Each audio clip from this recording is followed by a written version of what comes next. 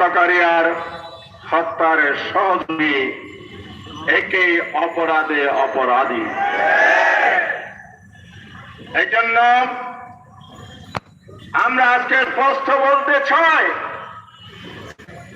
গতকাল গণঅধিকার পরিষদের নেতৃবৃন্দের যে হামলা চালানো হয়েছে,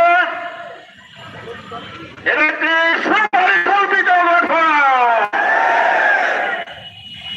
এই পরিকল্পনার মতলব এবং উদ্দেশ্য হচ্ছে ফ্যাসিবাদকে বাংলাদেশে পুনর্বাসিত করার ষড়যন্ত্র। ফ্যাসিবাদকে মানুষ তাড়িয়েছে অনেক রক্তের বিনিময়ে, জীবন দেওয়ার বিনিময়ে। শহীদদের রক্তাক্ত পিচ্ছিল কালো